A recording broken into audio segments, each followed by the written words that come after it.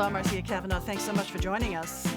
Well, this week, there was no Super Bowl appearance to distract us, nor Mardi Gras parades.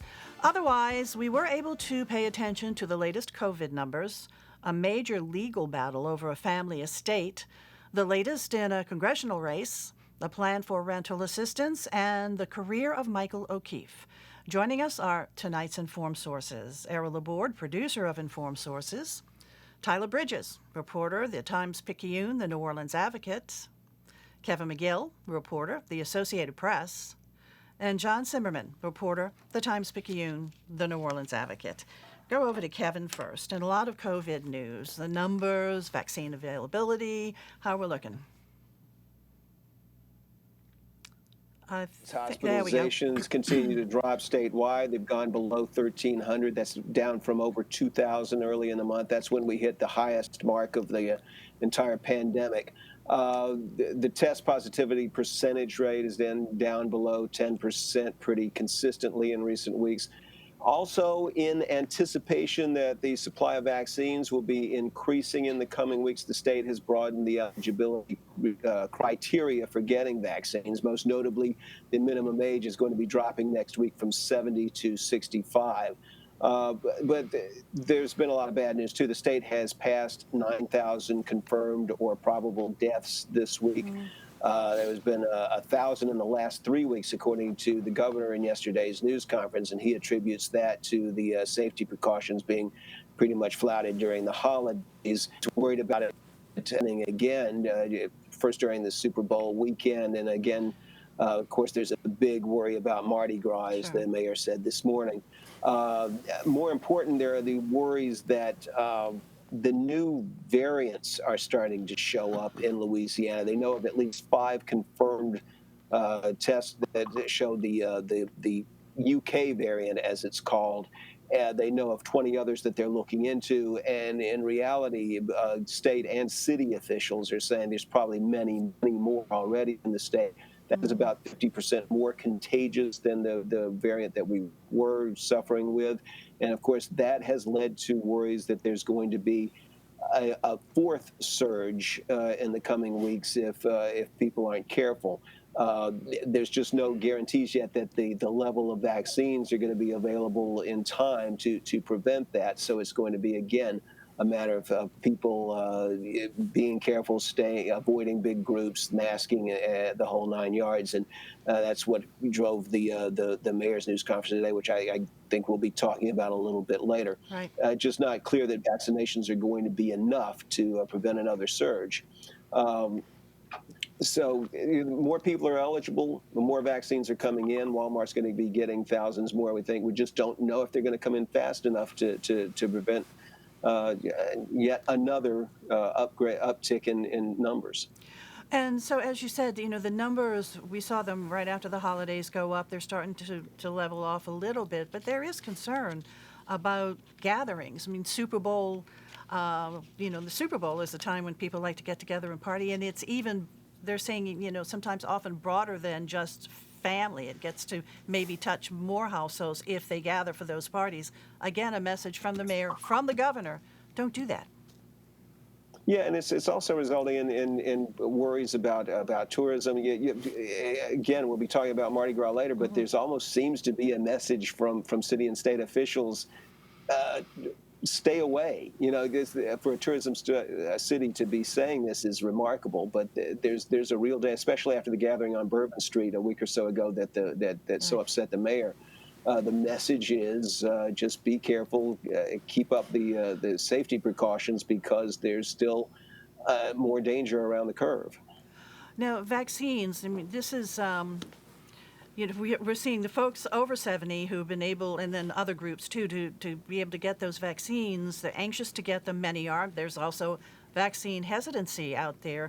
But those who really do want to get it, sometimes they've had trouble accessing it because of the dose situation. Is this going to relax a little bit? Well, we're certainly hoping so. And as the governor said, the Number of vaccines is going to be increasing in the coming weeks. It's not going to increase as quickly as they would like. They are shifting some availability from long-term care to other facilities. There is a new, I'm not sure of the exact number, but there's thousands that are going to be available at Walmarts I believe, beginning next week. So it's looking better. I don't want to say it's just incrementally better, but we're certainly not where we want to be. There's going to be 270. I think the figure is 5,000 more people eligible under the new guidelines. It's just not clear how quickly they're going to be able to actually get the shots. More than 500,000 people have at least had the initial shot, and that number is expected to grow. Again, will we do it fast enough to avoid another surge is the big question. You know, another thing that we saw this week, reports of Louisianians going over to Mississippi because they got frustrated and couldn't get it here in Louisiana for some reason. So they went over to Mississippi. Mississippi is now saying, don't do that. Yeah, Mississippi is they're trying to discourage that. I'm not sure how much luck they're going to have because I don't know what the criteria and the legal ability was in the first place that had people going over there. There are websites and lists for people who are trying to find out the information they need to see if they can cross the state line and get vaccinations, hopefully in the coming weeks in Louisiana, especially since Mississippi will almost certainly tighten down, and they're already putting out the message that they want their vaccinations to go to their residents. Hopefully over here we'll start getting a little more vaccine and more availability. Hey, Kevin, just first a quick anecdote and a question. The anecdote is I was at a fairly prominent restaurant last weekend. I think it was Friday night. It was packed. And the owner just kind of felt overwhelmed. It was more than he anticipated. And we talked to him. And he said the deal is a lot of people had their second shots. And so they had their second shots, so they were going to the restaurant to celebrate. And so it was kind of, it was full because of that. But the question is, are we hearing more about reluctance? There's still people out there who are saying, I don't want to get the shot. I think the reluctance is going down. Now, we've talked to the folks at Auctioner, and they gave what was kind of a dispiriting figure. And this was a news conference from a couple of weeks ago. I haven't talked to them more recently. They'd only vaccinated just under half of their employees. There was a reluctance to get it because of, largely because, or to some extent because of misinformation about side effects. We know that there's some long-term health facility employees who are still reluctant to get it. Right. The other problem is you made the allusion to people getting the vaccine and then being less careful. And although there was a story published the other day on our wire, as a matter of fact, that there's some indication that the vaccine, when it's effective, does help keep you from spreading the virus. That's not absolutely clear yet, and people Right. have to still observe precautions, social distancing, and masking until more information is available on that. Okay, and if we have to move on to the next section, I just want to make sure that everybody knows you need to go to the state health site, ldh.la.gov. Take a look at locations, and that can tell you where you can go, and through that you can make your appointment. That seems to be the way to best do it. It is the way to do it in the state. All right, thanks a lot, Kevin. Let's move on. John, to you. There's a story out there that I think people are reading and shaking their heads going, oh man, this is just really sad to hear about. It's regarding the Ray Brandt estate. Yeah, I mean, everybody around here knows Ray Brandt. If you've stopped at a stoplight or walked down the street, you've probably seen his name behind every car or every 2 or 3 cars, on every block. He owned, before his death, of pancreatic cancer in late 2019, an array of dealerships, auto dealerships, 14 or 15 of them in Louisiana and Mississippi, collision centers, that were the jewel of an estate that is valued at more than $300 million. That's a lot of money. They own a compound in Old Metairie that is worth several $1 million, where Ray Brandt's grandchildren and Jessica Brandt, his wife, his widow, her kids live with her grandchildren. But there's a big fight in courts, several courts at this point, between really Jessica Brandt and, she's fighting for control of the dealerships and to maintain them through her life. At which point, Ray Brandt called for her grandkids, whom he adopted, weeks before his death, to split the assets when she dies. But it's a big fight. It involves a lot of high-priced lawyers, a lot of the big-name lawyers in town, and it resulted last week in Jessica Brandt winning a big decision in Jefferson Parish Court where a judge disqualified or annulled a will that he made out weeks before his death that kind of stripped Jessica Brandt, or seemed to strip Jessica Brandt, of some control over the estate. This week, she filed to evict her family from that old Metairie compound where she no longer lives. She wants to sell it. She says she's been basically funding that situation, that home for several years, or since his death, and she wants to get rid of it. So that kind of points to, you know, how serious this family squabble is, and it is really sad. And it could affect control over a dealership empire that employs about 800 people. Because, I mean, Ray Brandt is really a story of someone who just really did all this on his own, created this big empire. From a single Datsun dealership on the West Bank 30-some-odd years ago. So, I mean, there's a story here of multiple wills, the most recent will, and then one dating back to 2010, which is the one that Jessica Brandt says is the one that needs to be the acting will. Well, and that did she get that? That was the decision in her favor. The decision was, right, Lee Faulkner is a judge in Jefferson Parish. He ruled that the 2019 will was invalid because of really a technical violation or a technical issue, a flaw with the notarization, where the language of the notarization was not proper. Same thing with the 2015 will that came before that. So it appears that, though that's all on appeal, that it reverts to a 2010 will that pretty firmly entrenches Jessica Brandt in control of the estate. John, right around the time when he died, there was a purchase by, I think, a member of his family of the restaurant, Pascal's Manali. Correct. And that was contested too. What's the status of that? It was him. They purchased it. He purchased it a couple of days. They finalized it before he died. It had been in the works, my understanding, for some time, but it ended up being, something that he had wanted to have, and ended up dying. And so that's, they own it. The family owns it. It's part of the estate, and control of that also is part of this. Okay, so this court decision went in Jessica Brandt's favor. Is this being appealed by the other family members? It is. There's another sort of player in this, and it's a little bit unusual. It's Archbishop Rummel High School principal Mark Milano, who Ray Brandt named actually to kind of replace Jessica Brandt in control. And he is sort of in a battle with Jessica Brandt, where she's, he's accused her of some things, some financial, irregularities in what she's done with the estate. She has sued him for defamation. So there's lawsuits in several different courts here, and a couple different players. It's all kind of coming up right now. Okie doke. All right, John. Thanks a lot. Tyler, let's go over to you. Let's talk about congressional race, 2nd District. Yeah, the congressional race to replace Cedric Richmond is now underway. It's a 15-candidate field. There's clearly two main contenders at this point, both state senators from New Orleans.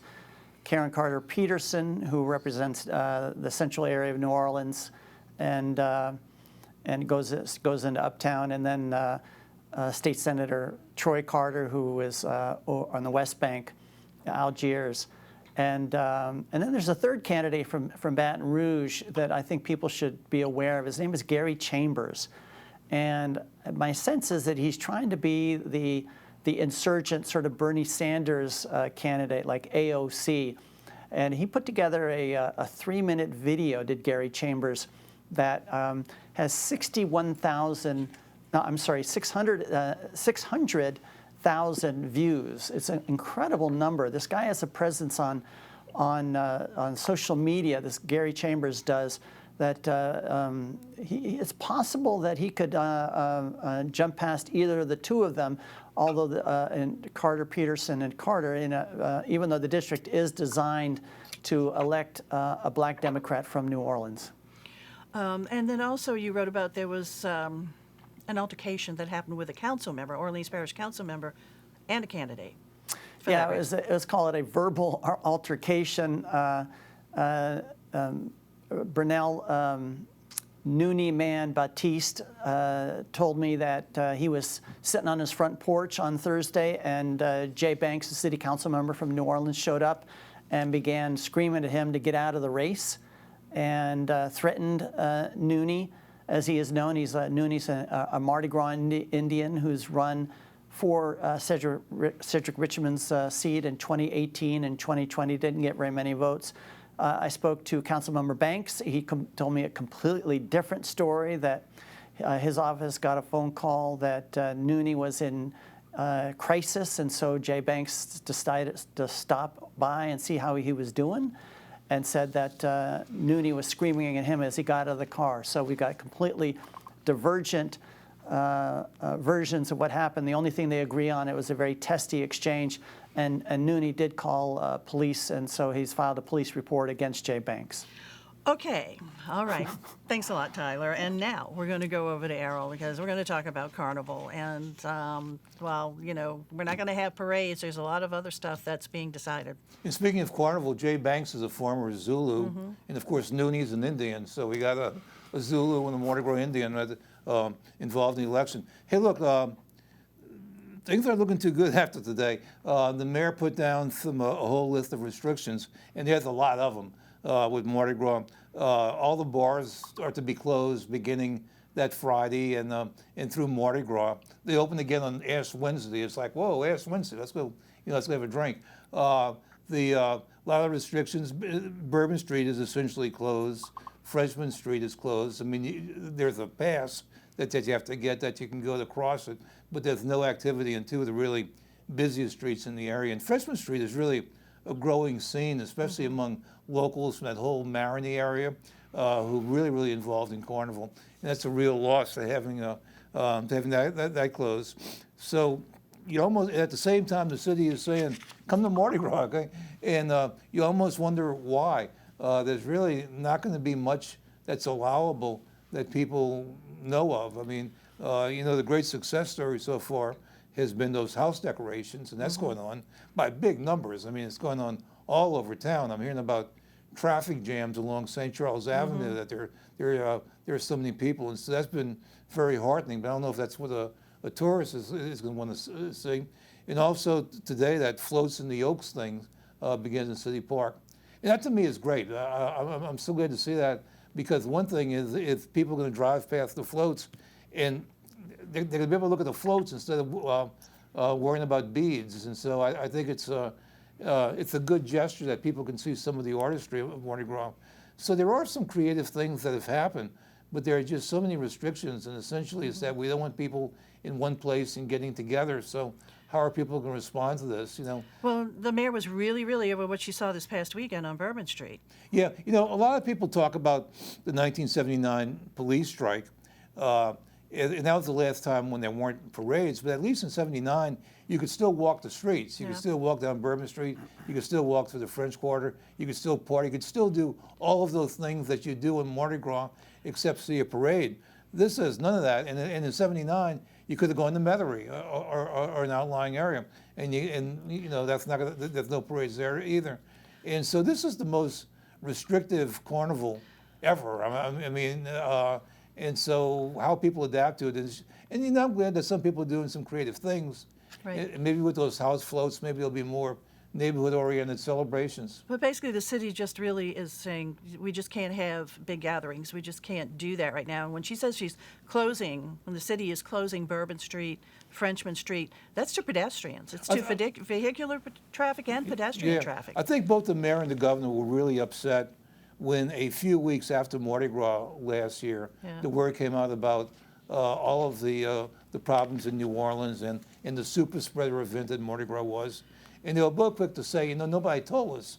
We didn't know. And in fact, I don't think they got much warning from the federal government, but they just don't want that to happen again. And so they're being very cautious. Okay. All right, Eve. Thanks a lot. John, let's jump back over to you for a quick look at what's going on with evictions. I mean, that's part of this pandemic, too. Yeah, a big part. I mean, we're on hold for most evictions and have been for some time with a CDC moratorium that affects most people who are in this predicament and are, fail to pay rent. But there's a lot of wiggle room in there. It's a CDC regulation. We're coming up on, of course, the 1 year that COVID's been around, and most people, or a lot of people, sign 1 year leases and then go month to month. That's one of the issues that is being fleshed out in different ways in different courts about how they're dealing with these cases that come up. Can a landlord evict somebody for no cause when their lease is up? And so that's something that people need to be looking for, and then how their own courts are dealing with it if they're in that situation. Some of the other issues that how's the city and how's the state going to dole out the money that they have now in rental assistance from the last stimulus, which is a lot. In New Orleans, they started out with about 11 million dedicated to just New Orleans. They've gotten, I think it's 20 some odd million more. So, how that money gets distributed and to whom, and are they going to be doing it to clear debts for people, or are they going to do, everybody gets 60%? I mean, some of those things that need to be worked out are kind of, key to this. Clear debts, you mean you're going straight to landlords? Yeah, I think the money is going to go to landlords. There's a lot of flexibility in terms of, a landlord or a tenant can apply for it. But how that's going to work, or how that is working, it's underway, and who's getting the money, and is it better to pay somebody's debt off in full, or spread that out? That's sort of going to be some of the things that play out to see how people stay in their homes. And to clarify, this is just for rental assistance. It's not for mortgage payments, for That's homeowners. right. That's right. Okay. But it could save a lot of landlords Okay. too. All right. Thanks a lot, John. Tyler, we're going to jump back over to you because we had the passing this week of a once extremely powerful politician in Louisiana. Yeah, Michael O'Keefe died on Saturday. He'd been battling cancer for a long time. And he was first elected to the state senate from New Orleans in 1959 and distinguished himself in those years going against the segregationist governor, Jimmy Davis. And over the years, Michael O'Keefe showed that he was an incredibly powerful, capable guy who knew how to get things done. And after the new Constitution was approved by voters in 1974, in 1976, Michael O'Keefe became the first Senate president, and with the backing of Governor Edwin Edwards. And basically, over the next 8 years while he was in the Senate, no major legislation would get through without his blessing. And some of the things that he had a hand in is the Superdome, the New Orleans Convention Center, the UNO Arena, and countless other pieces of legislation. But there was another side to Michael O'Keefe. He was convicted of defrauding his business partners not once, not twice, but 3 different times.